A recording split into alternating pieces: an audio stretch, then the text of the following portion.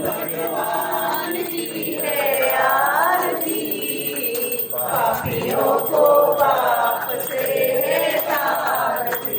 ये अमर ग्रंथ ये मुक्ति पंथ ये पंचम वेद निराला, नवजोत जगाने वाला।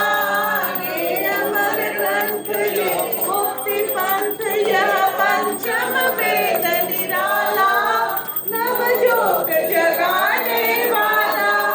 हरिगान यही वरदान यही, हरिगान यही वरदान यही, जग की मंगल की आरती। पापियों को पाप से है तारती, भागवत भगवान की है आरती। पापियों को पाप से है तारती। ये शांति गीत पावन पुनीत पापों को मिटाने वाला है, सुख करनी है दुख हरणी है, सुख करनी है दुख हरणी, श्रीमद्सूदन की आरती। पापियों को पाप से है तारती, भागवत भगवान की है आरती। पापियों को पाप से है तारती। आगे मधुर बोल जगवंत खोल, मार्ग दिखाने वाला, बिगड़ी को बनाने वाला। श्री राम यही घनश्याम यही, श्री राम यही घनश्याम यही, प्रभु की महिमा की आरती। पापियों को पाप से है तारती। ओम स्वस्ति श्री गणेशाय नमः, स्वस्ति श्री सरस्वतीभ्यो नमः। श्री कृष्णाय वासुदेवाय देवकी नंदनाय च नंद गोप कुमाराय गोविंदाय नमो नमः। करारविन्देन पदारविन्दम्, मुखारविन्दे विनिवेशयन्तम्, वटस्य पत्रस्य पुटे शयानम्, बालं मुकुन्दं मनसा स्मरामि। मूकं करोति वाचालं पङ्गुं लङ्घयते गिरिं, यत्कृपातहं वन्दे परमानन्दमाधवम्। जय जय जय श्री राधारमण, जय जय नवल किशोर, जय गोपी चित चोर प्रभु, जय जय माखन चोर। राधे मेरी स्वामिनी, मैं राधे की दास, जन्म जन्म मोहे दीजियो श्री वृंदावन को वास। भक्ति भक्त भगवंत गुरु चतुर नाम हुए, इनके पद वंदन किए नाशक विघ्न अनेक। एक भरोसो एक नियम एक आस विश्वास, एक नाम रघुनायक हित जातक तुलसीदास। बुद्धिहीन तनु जानिके सुमिरो पवन कुमार, बल बुद्धि विद्या देह मोहि हरहु कलेश विकार, हरहु कलेश विकार। भक्तवांछा कल्पतरु अकारण करुणा वर्णनालय, मेरे नंदन यशोदा नंदन गोपियों के प्राण धन, इस बाल मुकुंद की छवि को हम अपने हृदय में अनुसरण करते हुए आइए श्रीमद् भागवत सप्ताह द्वितीय दिवस की कथा में प्रवेश करेंगे। उसके पूर्व 2 क्षण हरि नाम सत्कीर्तन आप अपनी हृदय में, अपनी वाणी में भगवान का, वासुदेव का दो क्षण के लिए स्मरण करें। कृष्ण गोविंद गोविंद गोपाल नंद लाल, कृष्ण गोविंद गोविंद गोपाल नंद लाल, कृष्ण गोविंद गोविंद गोपाल नंद लाल, कृष्ण गोविंद गोविंद गोपाल नंद लाल, कृष्ण। श्रीमद् भागवत सप्ताह द्वितीय दिवस। कल तक की कथा में हमने श्रवण किया था महात्मा को। इसके अंतर्गत नारद जी की भक्ति से भेंट थी और भक्ति के दुख का निवारण हेतु श्रीमद् भागवत सप्ताह का यहाँ पर ज्ञान सत्र चला। इसमें हमने गोकर्ण चरित्र को भी हमने श्रवण किया था। उसके अंतर्गत आत्मदेव और धुंधकारी की कथा थी और सप्ताह श्रवण की विधि को हमने श्रवण किया। कल थोड़ा समय का अभाव था, तो आज के सत्र को थोड़ा सा हमें विस्तार पूर्वक ले जाना है और उसको श्रवण करके अपने मन में सदा के लिए विराजमान करें। हम यहाँ पर भागवत महापुराण के अंतर्गत एक महात्मा है और 12 स्कंद है। जैसे बच्चों को चैप्टर चलते हैं ना, चैप्टर 1, चैप्टर 2, लेसन 1, लेसन 2, तो ऐसे ही इसमें 12 स्कंद है। ये देखो, भागवत केवल मात्र आयोजन का कोई साधन नहीं है कि हमने भागवत आयोजन करी, हमारी पितरियों के नाम पे करी, तो हमारे यहाँ पर कोई मतलब बालक का जन्म हुआ, हमारी पीढ़ी में कोई बालक नया आया तो हमने उसके लिए भागवत का आयोजन किया। ये आयोजन का कारण नहीं है। भागवत को आप जब तक समझेंगे नहीं, अपने हृदय में उसको उतारेंगे नहीं, उसका विस्तार नहीं समझेंगे, तो आपको भागवत समझ में नहीं आएगा। भागवत एक ज्ञान यज्ञ है। देखो, हम जो भी यज्ञ करते हैं ना, उस सबको फल मिलता है। त्रेता युग में दशरथ जी ने पुत्र कामेष्टि यज्ञ किया था ना, तो क्या हुआ था? यज्ञ नारायण स्वयं प्रकट हुए थे और उनको खीर का प्रसाद दिया, तीनों माताओं ने ग्रहण किया तो उनको पुत्र हुआ। देखो, हम जो भी कुछ यज्ञ करेंगे ना, उससे हमको फल मिलेगा। तो यह जो यज्ञ है, सप्ताह ज्ञान यज्ञ है। तो आज हम ज्ञान लेने के लिए अपना समय निकाल के बैठे हैं ना, तो ज्ञान हमको प्राप्त हो रहा है, हमको पता पड़ पा रहा है कि क्या भागवत का रस है, उसमें किस प्रकार से भक्ति महारानी की महिमा है और कैसे इसमें नारायण के रूप का, स्वरूप का वर्णन है। अभी धीरे धीरे करके हम आगे जब नारायण के औचित्य को, स्वरूप को, उनके स्वभाव को समझेंगे, उनके बारे में जानेंगे, तो हमको पूर्ण रूप से भागवत समझ में आ जाएगा।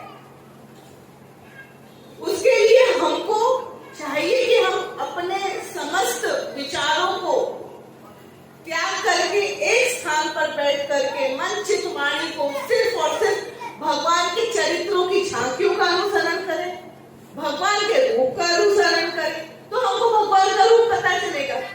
हमने पूर्व में भी आपसे निवेदन किया था ना कि जब आप आग बंद करके राम जी का स्मरण करते हो तो आपको क्या ध्यान आता है कि उनके हाथ में धनुष बाण है और एक जो उनका सीधा हाथ है उससे उनकी अभय मुद्रा है, जिससे हम सबको आशीर्वाद दे रहे हैं। ऐसे ही जब हम आंख बंद करके कृष्ण जी का अनुसरण करते तो हमको क्या अनुसरण आता है कि भगवान कृष्ण जी खड़े हैं और उनके हाथ में मुरली है ना। तो भगवान का चित्त और स्वरूप है, पर उस चित्त स्वरूप के पीछे उनका वास्तविक स्वभाव क्या है और उनको इतनी लीलाओं करने की क्या आवश्यकता पड़ी। भगवान ने तो अनेक अनेक लीला करी ना, भगवान के अनेक अवतार है। अभी आज की कथा में हम उनके अवतारों को भी सुनेंगे। एक होता है कर्म अवतार और एक है भगवान का लीला अवतार। तो कर्म अवतार में कितने अवतार हुए, लीला अवतार में कितनी लीलाएं करी।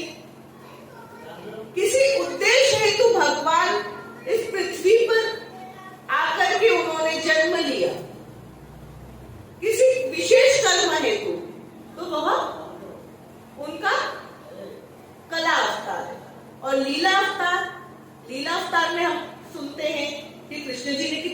लीलाएं करी है। कृष्ण जी ने लीला करी, राम जी की लीला है ना। अभी दशहरे की पूर्व रामलीला प्रारंभ हो जाती है ना जगह जगह, स्थान स्थान पर। तो ये राम लीला है और ये जो कृष्ण जी की लीला है, ऐसे ही और भी अनेक लीलाएं हैं भगवान की। पर जो मुख्य रूप से जो उनके कर्म अवतार हुए, कला अवतार हुए, उसका भी हमको अनुसरण करें।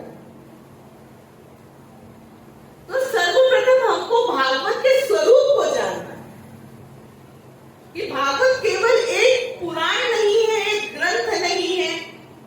उन्होंने इस ग्रंथ के अंतर्गत महर्षि वेदव्यास के द्वारा क्या क्या लिखा गया है, तो भगवान के रूप की झांकी को लिखा गया है, भगवान की लीलाओं को, भगवान की महत्वता को लिखा गया। अगर आप इसमें अगर भागवत रूपी मंदाकिनी में अगर आप गोता लगाएंगे, आपको मुख्य रूप से यह सुनने को, पढ़ने को, ज्ञान में प्राप्त होगा कि भगवान ने अपने पूरे जो जीवन में जो छोटे छोटे कर्म आधारित रहते हैं, उस सब का वर्णन किया गया है। कैसे कि ये जीव मानव कैसे इस सृष्टि में आता है। हम ये कपिल भगवान के अवतार में, सांख्य योग में हमको पढ़ने को प्राप्त होता है। आगे भी बहुत सी संवाद है आपस में। उद्धव और मैत्री जी का संवाद बहुत लंबा चलता है, उसे भगवान की लीलाओं के बारे में बताते हैं। ऐसे ही आगे चल करके हम दसम स्कंध के अंतर्गत गोपी उद्धव के संवाद को हम श्रवण करते हैं। और आगे दत्तात्रेय भगवान के 24 गुरु हैं। राजा नृप की कथा है, उसमें भगवान के रूप को, स्वरूप को उसमें वर्णन किया गया है। 9 योगेश्वर और राजा जनक का संवाद है एकादश स्कंध के अंतर्गत। हम जब तक इनका अनुसरण नहीं करेंगे हमारे ग्रंथ का, तो हमको केवल एक ही ग्रंथ दिखेगी, पोथी दिखेगी। पर इसको हमको अंदर तक जब एक शोध करेंगे ना, तो हमको तो बहुत सारे रहस्य निकलेंगे। अच्छा, भगवान का ये भी स्वरूप है, हाँ भगवान की ये भी लीला है। ऐसे करके हमको इस भागवत का पूरा विस्तार प्राप्त होते जाएगा कि भगवान का रूप, स्वरूप, आगे भगवान की झांकी। भगवान ने कृष्ण अवतार में इतनी बड़ी भूमिकाएं निभाई है, पर क्या राम अवतार में भी किया, भगवान ने राम अवतार में भी भूमिका की है। पर हम जो रामचरितमानस के अंतर्गत जब हम अध्ययन करते हैं ना, तो उसमें हमको क्या होता है, जो भगवान का जो यथार्थ रूप है, जो शाश्वत रूप है, वो हमको उसमें समझने को प्राप्त। अब इधर भागवत को प्रथम स्कंद में हम प्रवेश कर रहे हैं। अपनी आंखें बंद करके भगवान का आप अनुसरण करें और यह प्रथम मंगलाचरण से जो हमारे शुकदेव जी महाराज हैं, उनके आगमन के पूर्व हमको भागवत में प्रवेश करना है। प्रथम श्लोक है, जन्मादस्य यतो वनया दिनरता शार्थेष्वभिज्ञो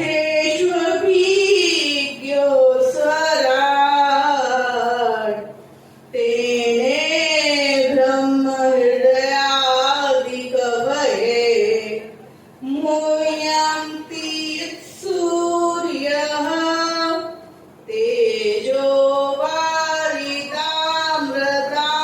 यथा विनिमयो यत्र त्रिसर्गेष्वमा धाम्न्या कुहुकं सत्यं परं धीमहि सत्यं परं धीमहि। इस प्रकार से इस श्लोक के माध्यम से भागवत को प्रारंभ किया है। पर जो भागवत का महात्मा था, जो हमने कल श्रवण किया, वह प्रारंभ हुआ था सच्चिदानंद रूपाय विश्वपत्राति हेतवे त्रापत्रय विनाशाय श्री कृष्ण का रूप है, सत्य, चित्त और आनंद देने वाला। ऐसा सत्य रूप है भगवान श्री हरि नारायण का। अब आप एक बात ये बतलाइए, भगवान तो पूर्ण रूप से सत्य है, शाश्वत है, तो हम भगवान को सत्य रूप में ही स्वीकार करते हैं। अब जैसे कि बात करें शनि महाराज की, तो शनि महाराज का स्वरूप क्या है? वो सबको न्याय दिलवाते हैं, है ना। शनि महाराज का जो वस्त्र है, उनकी जो पोशाक है, वो नील रंग की है, नीलांबर उन्होंने धारण किया है। उनके जो नेत्र है, नेत्र उनके लाल है और उनका पूरा का पूरा जो शरीर है वो काला है ना। तो भगवान शनि जी का जो स्वरूप है वह काला है, तो हमको वो सत्य स्वीकारते हैं ना। शनिवार के दिन हम शनि जी को प्रणाम करके, क्योंकि वो अपने नवग्रहों में से एक है, तो शनि महाराज को प्रणाम करते हैं। और उनको जो भी आपकी यथाशक्ति होती, कोई तेल चढ़ाता, उनके निमित्त कोई मंदिर में जाकर के जोत लगाता है, और उनकी आराधना पूर्ण होती है हनुमान जी की सेवा से। तो हम शनिवार को भी हनुमान जी के मंदिर में जाकर के कुछ ना कुछ प्रसाद, भोग, दीप, जोत लगाते हैं। तो भगवान को हमने सत्य स्वरूप में स्वीकारा शनि महाराज को, तो ऐसे ही सत्य रूप में हमको स्वीकारना है लक्ष्मी जी। अब देखो, लक्ष्मी जी को स्वीकारते हैं, चंचल होती है।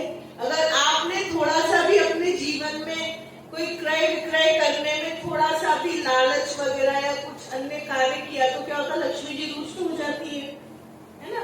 फिर पुनः उन्हें मनाना पड़ता है, उनका पूजन करना पड़ता है। तो ऐसे ही जो सत्य है उसको स्वीकार। तो यह जो हमारा जो पहला महात्मा के अंतर्गत जो श्लोक, सच्चित आनंद रूपाय विश्वपत्यादि हेतवे तापत्रय विनाशाय श्री कृष्णाय वयं नमः। तो भगवान के सत्य स्वरूप को हमको स्वीकारना। क्या भगवान की कृपा के बिना पत्ता भी हिलता है क्या? नहीं ना।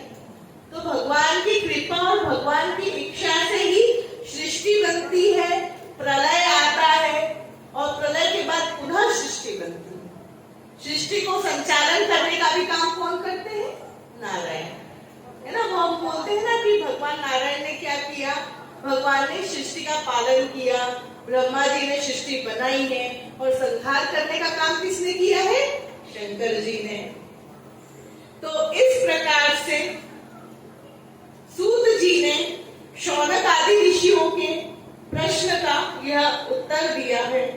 अब इसके बाद में जो प्रथम स्कंद अंतर्गत जो द्वितीय अध्याय है, उसमें भागवत कथा और भगवत भक्ति का महत्व बताया। अब भगवत कथा क्या, जो हम बोलते हैं, आप सुनते हैं, और भी कहीं से आप कुछ ना कुछ श्रवण करते हैं।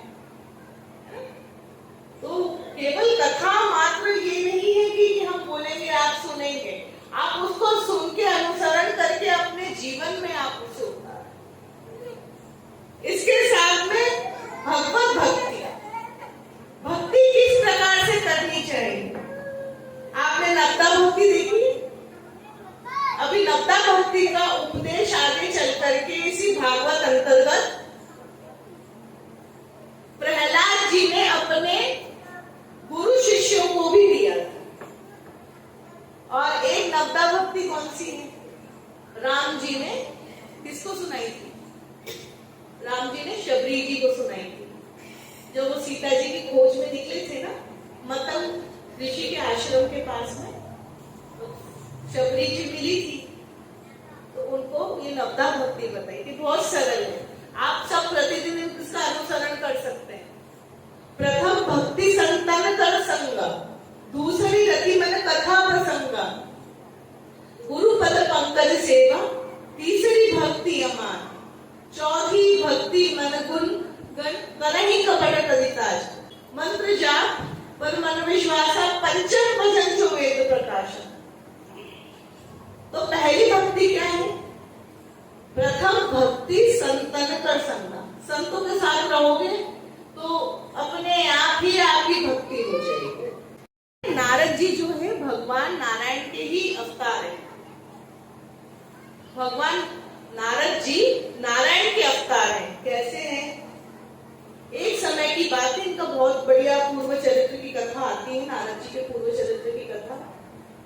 एक समय की बात थी, एक छोटा सा बच्चा, एक बालक था।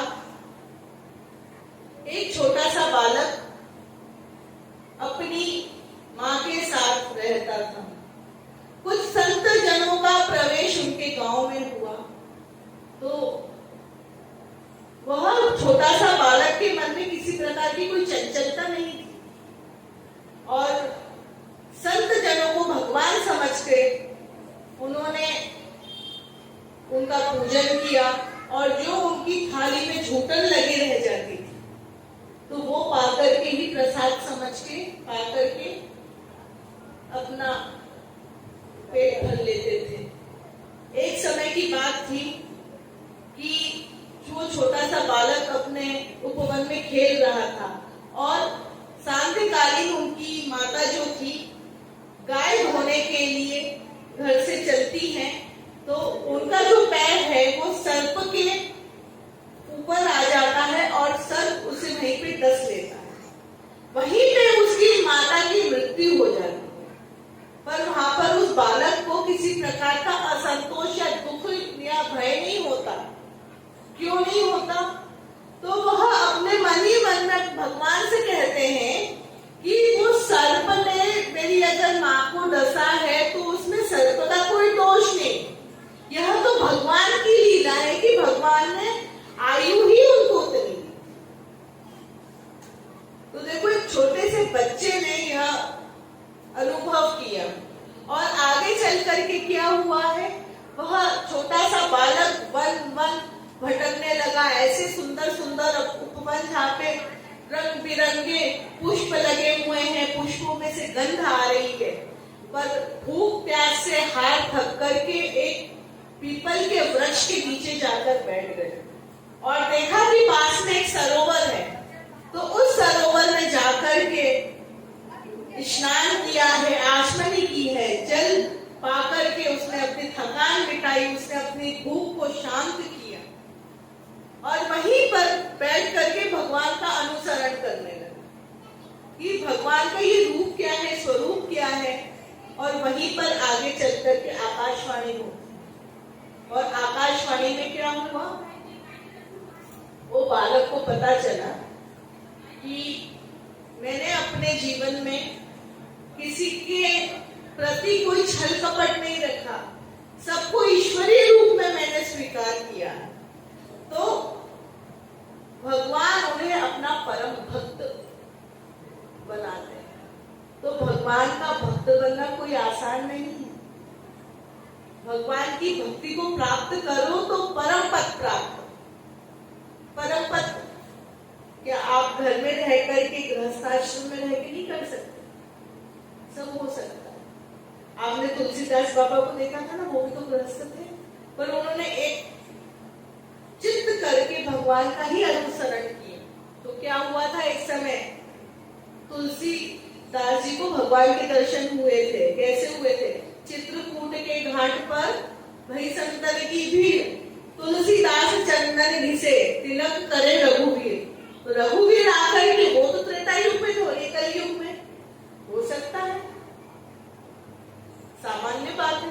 बस भक्ति आपकी पवित्र होना चाहिए। भक्ति में किसी प्रकार का छल कपट शेष नहीं रहना चाहिए, तभी भगवान आपकी भक्ति को स्वीकारेंगे।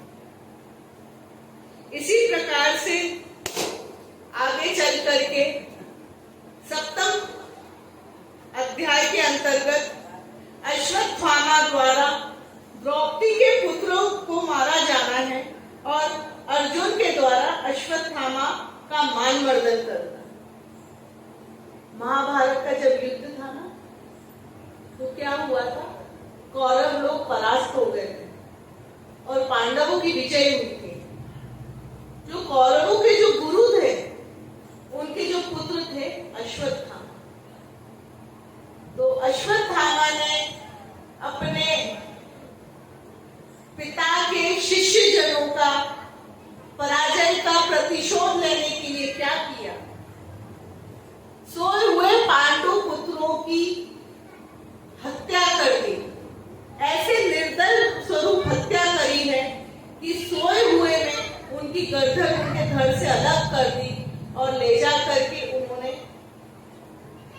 पांडवों की जो विजय हुई थी उनका उसको बहुत दुख था। ले जाके कौरवों को दे, जब देखा कि तुमने ये क्या किया कि मेरी तो शत्रुता पांडवों से थी पर तुमने उनकी पुत्र की क्यों हत्या करी, बहुत ही पीड़ा हुई है।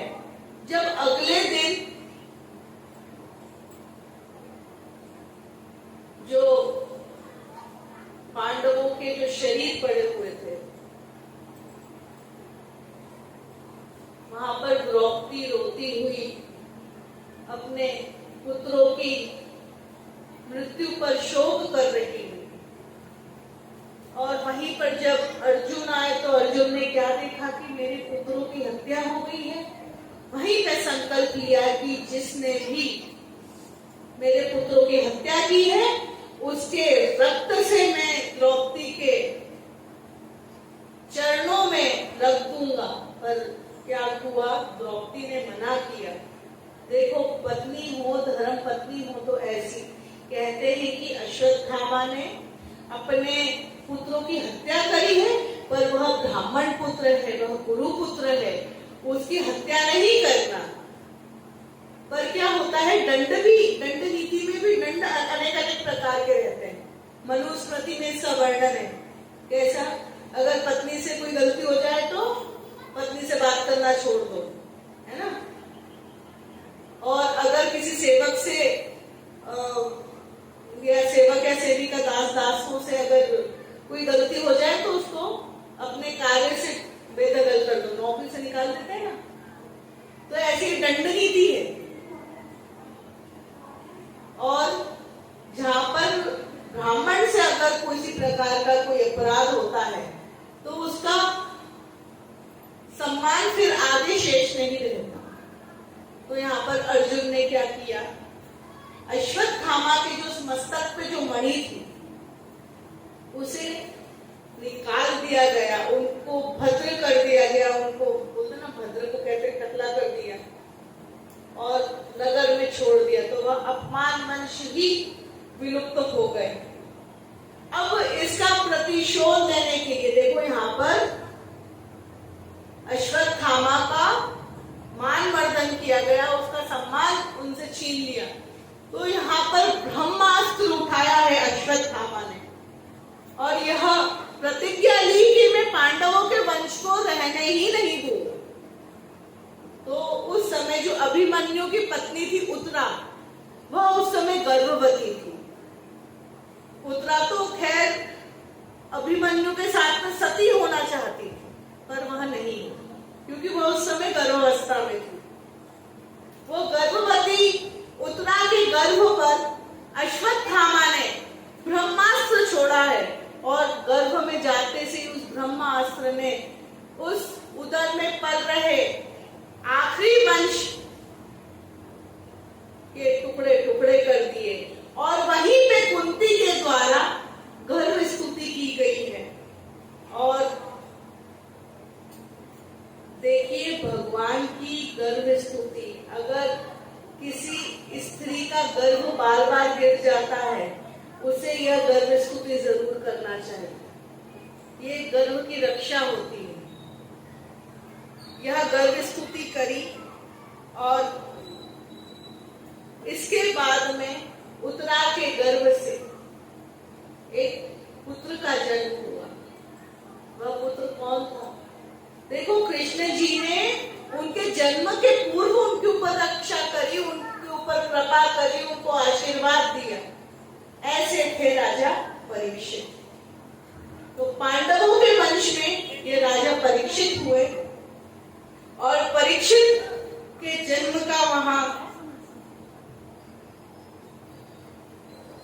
उत्सव हुआ, उनका राज्याभिषेक हुआ।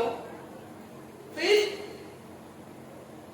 विदुर जी के द्वारा यहाँ पर धृतराष्ट्र और गांधारी को उपदेश होता है कि अब आपने तो पूरा अपना जीवन जी लिया है, आपको चाहिए कि अब आप वन में जाके वनवास करो। तो अब जाकर के क्या हुआ है, आगे उनका वनवास हुआ।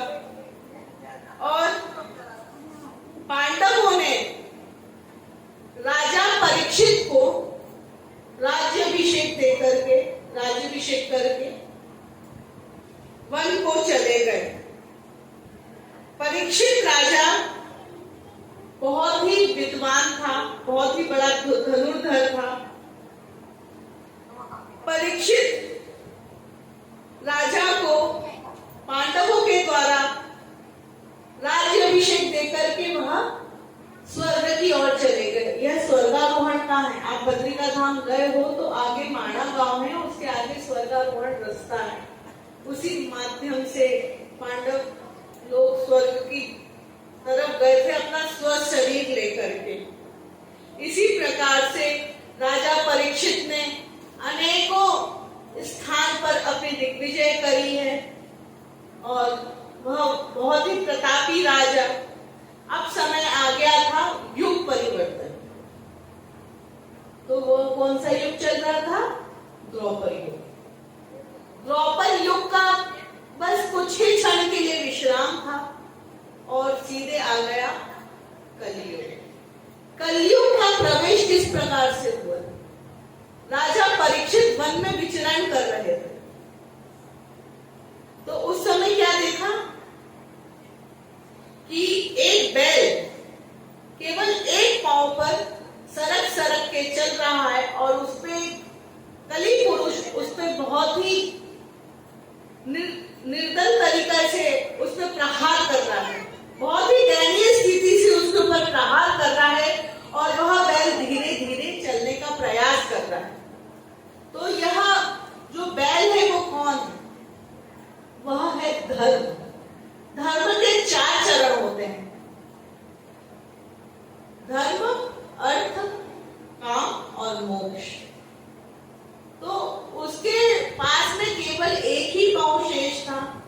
तो राजा परीक्षित ने यह देखते हुए उस कली पुरुष के पास गया और उससे परिचय लेता है कि हे तू पुरुष है, तू क्या कर रहा है? तेरे को जरा भी दया नहीं है? उस बैल के पहले ही 3 पग नहीं है और एक पग पे वह धीरे धीरे चलने का प्रयत्न कर रहे हो और उन पे तुम इतनी दयनीय तरीके से प्रहार कर रहे हो, तुम कौन हो? तो वह कली पुरुष जोर से हंस करके कहता है कि देखो मैं कलयुग हूं, अब यह मेरा समय आ गया है। तो राजा परीक्षित कहते ये तो मेरा राज्य है, मैं अपने राज्य में तेरे को नहीं रहने दूंगा। तो कहते हैं अब यहाँ पर जो कली पुरुष है वह परीक्षित की शरण में आता और कहते हैं कि मुझे कुछ तो स्थान दो, क्योंकि यह तो मेरा समय चल रहा है। तो राजा परीक्षित ने कलयुग को 4 स्थान दिए। कौन कौन से? जहां पर जुआ खेले वह स्थान दिया है ना। आजकल जुआ चलता है ना, तो क्रिकेट में बैटिंग वेटिंग लगाते हैं, सट्टा खेलते हैं, है ना। तो इस स्थान पे कलयुग को रहने के लिए स्थान दिया। इसके साथ में जहां पर मदिरा का सेवन होता है वहां पे कलयुग रहता